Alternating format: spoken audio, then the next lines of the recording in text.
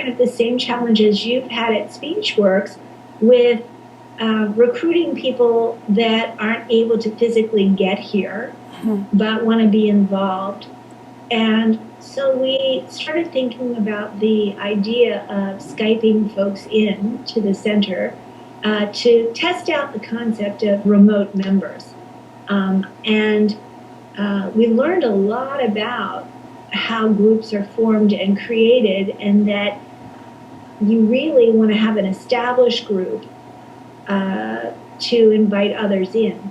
Establishing that core group, whether it be a set of volunteer people with aphasia or a small group that's been meeting for some time together, is one of the critical aspects of a virtual aphasia center. Okay. It is already an established small community that you're adding to. Okay. And the way that I envision it is very similar to Scale, that there are options or chat rooms that you could go to.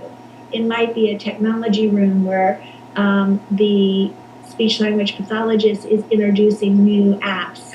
Maybe it could be games. It could be apps that are games that are language heavy or language light, that allow you to engage in using technology for practice.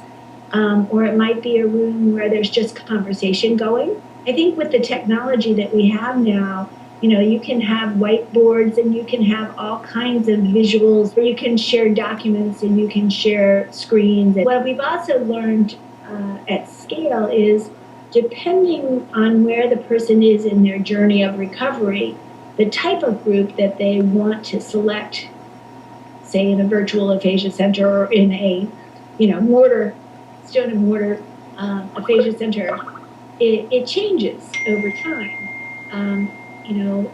Like I said, we're now having folks wanting to have virtual classes that we didn't have initially. And we have some of the ones that have been with us since 2008 now saying, we want to go out in the community more. Can we have a class that plans more outings? Yeah. And so we've got a huge number of outings that the members are going on this year, camping, to baseball games, and to the planetarium, and things like that.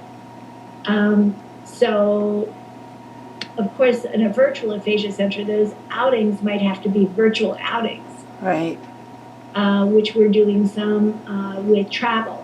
So there are certain themes that lend themselves well to the different classes you might have in a virtual aphasia center. And of course, there's a lot of need for family support and family training and family peer groups. We are hoping to add a social worker to Scale, and I think in a virtual aphasia center it would be highly helpful to have a social worker who's available to chat